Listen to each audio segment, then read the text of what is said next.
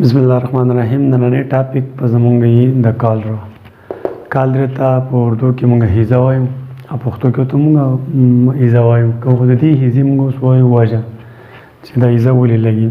نو د هیزه څه شي د هیزې باندې وروسته خبره کوو، خو ډایرکټ یې دا وجه وایو. د دې یو بکټیریا د وجې نه کېږي، د هغې بکټیریا نوم دی ویبریو کالرا. ویبریو کالرا نومې بکټیریا ده چې دغې بکټیریا د وجې نه هیزه لګي او دا بکټیریا ګرام نیګیټیو بکټیریا ده. ٹھیک ده. او دا هیزه زموږ سره د لارج انټسټاین اصل کې دا بیماري ده، لارج انټسټاین. لکه دا زموږ سره ډایجسټ ټریکټ دی، دا اسوفیګس، دا خوله اسوفیګس، معده، دا اورکوټیکولم او دې سور کلر باندې دا کومه جوړ دی، دس از لارج انټسټاین. نو په دې لارج انټسټاین کې د دې بکټیریا د وجې نه ګډوډ راشي، مسله راشي، نو بس بیا هیزه ولګي. کلیر ده. ها ګورئ، دیس بکټیریا سیکریټ ا ټاکسین CTX. دا کومه بکټیریا چې کومه ده زموږ کالرا، دا ویبریو کالرا ده. دا بکټیریا یو ځان یو قسم زهر خارجوي، یو قسم کیمیکل، یو قسم ټاکسین دی زهر دی، او دغه زهر ته موږ وایو CTX. دا CTX کیمیکل دلته کې راشي او د کولمې چې رقم دیواله دا زموږ څخه فرض کړه دا شوه غټه کولمه او دا د غټې کولمې دا دیوال دی. دا CTX دا تور کلر نه دا CTX دا کم ټاکسین دا دې څه ونښلي، دې څه چې دې څه ونښلي، نو دلته کې د غټې کولمې اوس فنکشن تاسو ته پکار چې غټې کولمې کار څه دی. د غټې کولمې کار دا دی چې د دې نه واټر ابزار او الکترولایټس وغیره او ویټامنز وغیره دا شیونه ته وروړي چېرته بلډ ته، نو بلډ ته به دا میلاویږي. نو د دې ټاکسین د وجې نه دا کولمې اوس متاثره دي، خرابې شوي دي، نو دا ابزارپشن نشي کولی. د څه شي د دې اوبو، د الکترولایټس، د ویټامین، د دې ضروري سامان ابزارپشن دا نشي کولی. نو دغه ټول هر څه زموږ سره اوس په دې کولمه کې لیکوډ فارم کې او بالکل د اوبو په شکل کې، اصل کې دایي اوبو شکل، نو دا د اوبو په شکل کې پراته دي. چې دا ډېر زیات شي نو بیا مطلب دغه ټایم کې بیا ډایریا لګي. دغه میکانیزم چې دا ویبریو کالرا ده، دا ویبریو کالرا ځان کیمیکل خارجوي زهر، هغه زهر ته موږ CTX وایو. دا CTX راشي او د دې غټې کولمې د دې دیوالونو پر ونښلي، نو د کولمې چې څه کار و د دې کسان ابزارپشن یې کولی چې بلډ ته وروړي، دا اوس نشي کولی. دا خو شوه د دې خبرې د دې میکانیزم. د دې اوس موږ وایو د انکیوبیشن خبره کوو، انکیوبیشن پیریډ. چې دا انکیوبیشن پیریډ تاسو الر پیژنئ، نو دا د 100 غنټو نه کېدی شي او د 2-5 ورځو پورې کېدی شي، ا فیو هاورز نه والا 2 to 5 days پورې دا کېدی شي. بازار کې یو ګنده خوراک وخوړ او دغه ګنده خوراک ته کور ته لا رسېدلی نه، یو خېټه خراب شو، الټۍ یې باندې ولګېدې، this is called incubation period. او د 2-3 ورځو پورې د انکیوبیشن پیریډ کېدی شي. د دې موږ اوس اصل کې خبره چې د پوی او د عام روزمره ژوند د یادولو لپاره دا هغه ټرانسمیشن دی. د ټرانسمیشن مقصد دا دی لکه فرض کړو دا زموږ سره یو روغ کس دی، بیمار نه دی، نو دا ویبریو کالرا دی انسان ته څنګه راننوځي. نو د هغې وجه خو اسانه خبره ده، تاسو په هغې پوهېږئ. کنټیمینیټډ فوډ اینډ واټر، بس کنټیمینیټډ فوډ اینډ واټر. لکه فرض کا دلته دا کس دی، دې ته وګورئ، او دا کس په هیزه بیمار دی، نو دا خو به سټول هم خارجوي، دستونه به پرې لګي که نه، ډایریا کم دست شي او الټۍ به هم کوي. نو د دې دا دست د اوبو سره میلاو شو او اوبه یې کنټیمینیټډ کړي. کلیر، اوبه یې کنټیمینیټډ، یا د الټۍ میلاو شي اوبه یې کنټیمینیټډ کړي. نو د دې دستونو کې دا ویبریو کالرا پرته ده. دا ویبریو کالرا یا دغه بکټیریا د په دستونو کې په دې پیسز کې یا په دې سټول کې شته که نه، چې شته، نو دا د اوبو سره میلاو شو او دا اوبه چېرته یا کار قسم اوبه دي، واټر باډي دې سره میلاو شو، دا اوبه بل کس استعمال کړي، لکه یا یې پې لوښي وینځل، یا پې اودس وکړو، غړغړې وکړې، یا څه قصه یې وکړه دې کس. بله خبره دا سټول دی، په دې سټول باندې چېرته مچ راغی یا مچۍ راغی کېناسته او دا مچۍ بیا راله او دلته کې یو خاص خوراک دی، روټۍ ده یا څه سالن دی، دا مچۍ یا دا مچ راغی د باندې کېناست او دا خوراک یا دا روټۍ دې کس وخوړ، نو دا هم دته راله او دلته کې دا بکټیریا بیا ښکته د معدې نه، د معدې نه وړو کولمې نه، د وړو کولمې نه غټو کولمې ته راغله نو د هم هیزه کېږي. دا خو د دې د ټرانسمیشن خبره شوه چې contaminated food and water contaminated food and water by stool of infected person. دا اوبه دي یا دا خوراک دی دا کنټیمینیټډ شو، خراب شو. د څه په وجه په څه خراب شو؟ د دې بیمار سړي په سټول باندې هغه اوبه او هغه خوراک بل سړي یوز کړو، په څه طریقه یې یوز کړو نو دغه بیماري یا د هیزه به دې بل کس خامخا لګي. د دې به اوس مونږ د سیمټمز په باره کې خبره کوم. د سیمټمز دا دی چې میسیو ډایریا، ډېر زیات ډایریا به دلته کېږي، ډېر زیات دستونه او ډېر زیات ډایریا به دلته کېږي، مطلب لږ نه ډېر زیات. او دغه ډایریا د وجې نه به دې کس ته وشي ډیهایډریشن. ډیهایډریشن څه ته وایي؟ د اوبو کمي ته وایي. لکه فرض کړه د دې کولمې نه زه دا یو پارټ راخلم، دا پارټ ټیک شوه او دا ما ځان ته لږ داسې زوم کړو، داسې دا ما ځان ته زوم کړو. نو دلته کې دا خولې دي که نه، ټیک شو چې دا خولې دي نو دې خولیو کې مسله راغله، دا خرابې دي.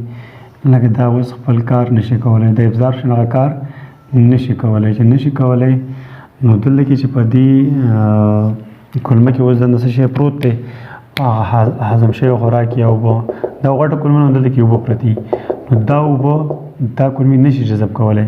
نو دا ټولې اوبه د ډایریا په شکل کې بار ته وځي. چې بار ته وځي نو دلته کې د اوبو سره راغی کمې.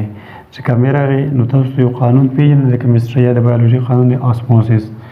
آسموس کې څه چل کېږي؟ د هایر کنسنټریشن نه لوور کنسنټریشن ته اوبه ځي که نه، نو دلته خو اوس کمې دي او دلته کې په دې خولې کې اوبه شته نو دا اوبه به هم بار ته راوځي، دا اوبه به هم بار ته راوځي. نو په دې کس کې د اوبو کمې راغی، جسم کې په بلډ کې د اوبو کمې راغی. نو دې حالت ته بیا موږ وایو ډیهایډریشن. او ډیهایډریشن ډېر زیات خطرناک کنډیشن دی. نو د په جسم کې اوبه راځي. ګوره په هیزه کې یاد ساتئ میسیو ډایریا، دستونه او د دې دستونه به څنګه رایس واټر سټول. رایس موږ وریجو ته وایو، واټر اوبو ته وایو، سټول ډکې میچازو ته وایو. نو دی به داسې دستونه کوي چې لکه وریجې وړکي بیخي پاوډر ته جوړ کړي او دغه پاوډر به په اوبو کې کوم قسم رنګ چې جوړوي دغه شان رنګ به د دې دستونو. د دې نه علاوه اوس بل غټ علامات وي ومیټینګ. په هیزه کې یاد ساتئ چې دستونه ډایریا، میسیو ډایریا او ومیټینګ دا وي. الټۍ به هم کوي او دستونه به کوي. نو چې الټۍ کوي او دستونه کوي نو د جسم نه په کولمو کې خوب نه جذب کېږي، هغه خو بار ته روانې دي که نه، نو د جسم نه وروسته هم اوبه راوتل شروع شي د کولمو دغه به تیم ځي.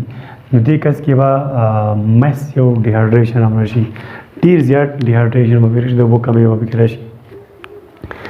ها چې د اوبو کمی پکې راغی نو اوس دې خو ګورئ او په دې د دې کولمې بل څه کار و، دې الکترولایټس هم جذب کول که نه، هغه الکترولایټس هم نشي جذب کولی. الکترولایټس هم بار ته روان دي، په الټو کې هم او په ډایریا کې هم، او ویټامنز هم روان دي. نو ګورئ د ده په جسم کې راغی ډیهایډریشن مطلب د اوبو کمی پکې هم راغی او د الکترولایټسو کمی پکې هم راغی. نو د دې اوبو دنده کار دا دی چې دې اوبو مدد سره جسم کې دنده مختلف کارونه کېږي، ډېر ښه کارونه پکې کېږي، کیمیکل ریاکشن کېږي، دنیا ډېر ښه کارونه کېږي او د الکترولایټس هم خپل کار دی په جسم کې دنده. نو د جسم کې الکترولایټس هم کم شو او اوبه پکې هم کمې شوې. نو چې د الکترولایټو کم کار و هغه کار به هم اوس نه کېږي او د اوبو چې کم کار و هغه کار به هم اوس دنده نه کېږي. جسم کې دنده د اوبو کمې دی که نه، نو که فرض کا دا کالرا یا د هیزه په ټیم باندې ټریټ نه شوه نو اټ کین لیډ ټو ډیث. نو دې نه بیا مر کېږي. دا پیټل دی، پیټل مطلب وژنې به انسان. هغې له وروستو راځو په سیمټمز کې میسیو ډایریا، ډېر دستونه به څنګه رایس واټر سټول، ومیټینګ، الټۍ او هیډیک، په سر به اوس هم درد دی. سینکینګ اف آیس، د دې مریض د سترګې نه دي دا به داسې دنده ورننوتې شاني. سینکینګ اصل کې ډوبېدو ته وایي، د سترګې به دنده ور ډوبې شوي شاني. لاس اف سکین الاسټیسټي، او که دا پوسته کې ته داسې راونیسي نو دې کې به هغه الاسټیسټي هغه لچک پکې ختمي، هسې یو کاغذ غوندې یو کپړه شان به ښکاري. اول پټېږي، ستړی به دا ټول وجود به درد کوي. کلیر. د دې نه علاوه بیا ډرای ماوت، خوله به وچې، خوله به خامخا وچې که نه، چې ته په هغه په ډایجسټ ټرک کې سره اوبه شتې نو او هغه د جسم نه بس هم را روانې دي، بار ته په خولې او په انس په ترو باندې بار ته روانې. مسل کریمپس، ستا مسل ته الکترولایټس کم شو، کیلشیم، پوټاشیم، میګنیشیم وغیره دا شیان ستا مسل ته کم شو که نه، نو مسل به دې هم دردونه شروع کړي، کار به نه کوي به دې مسلس. او دا بیا یو کس دی کې شاک تم تللی شي بېهوشۍ ته چې دا میسیو ډیهایډریشن وشو او میسیو الکترولایټس کمې راغی نو یو انسان شاک تم تللی شي او دا به کې بیا خطرناکه خبره ده شاک او شاک که فرض که بیا هم واپس زر ټریټ نه شو نو ډیت خو چېرته تل نه دی نو دا یاد ساتي چې د هیزې د ماشومان او بوډاګان دا ورته هېڅ هم نه دي دا ورته ګازر هم نه دي د هغې وجه دا ده چې دوی امیون سیسټم کمزوري د ماشومانو امیون سیسټم لا پوره ډیولپ شوی نه او د بوډاګانو هغه امیون سیسټم خراب شوی واپس نو دا ویبریکال ښه برید تاوي او راځي دنده او اټیک کوي او ټاکسین جوړوي سی ټي ایکس جوړوي او د کولمو په دیوالو پورې نښلي او دا به بیا خپل کار نشي کولی ها نو د دې اوس به مونږ اوس د سیمټم د علاوه مونږ د دې ټریټمنټ په باره کې خبرو کوو چې د دې به علاج دی اوس فرض کړئ یو مریض دی او هغه هیزه پې لګېدل الټۍ او د ستونو دواړه میکس ګډوډ کوي نو د دې وسیله لکه فرض کړئ سیویر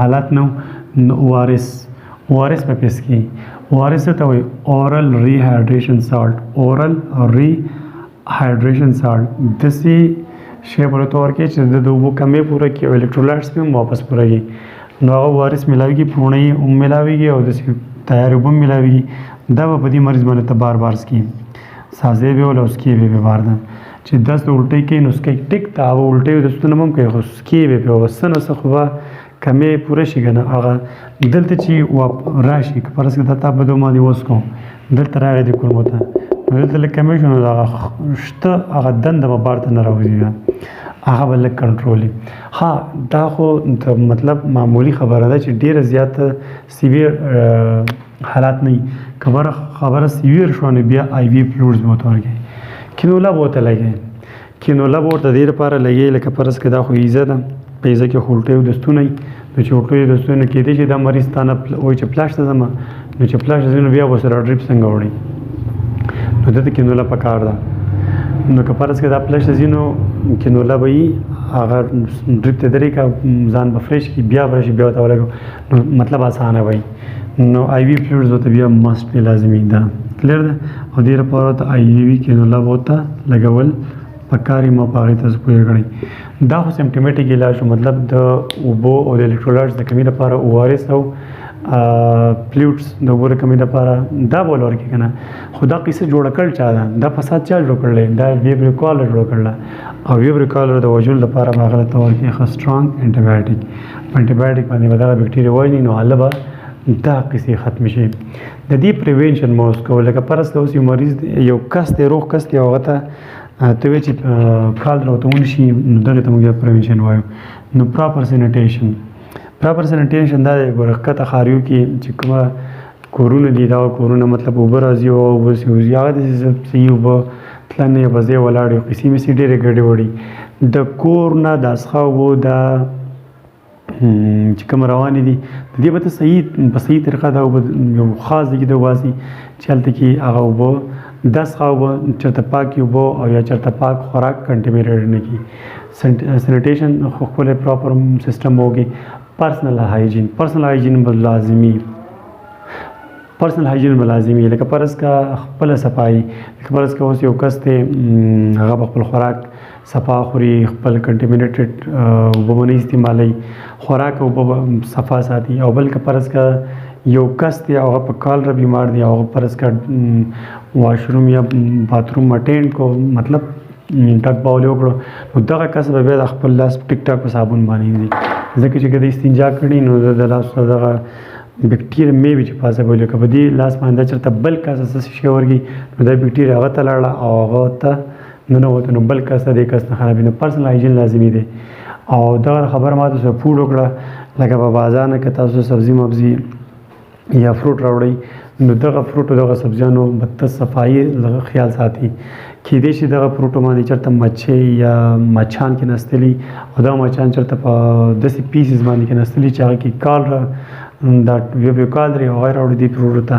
نو فروټ به داسې نه خوري ښه صفا به وینځي سبزي ښکلې به پخې او داسې ګنده اوبه څښلو کوشش به ونه کوي نو دا شوې د کالر په باره کې خبرې انشاءالله بیا به په نیکسټ ټاپک ملاقات کېږي تھینک یو الله حافظ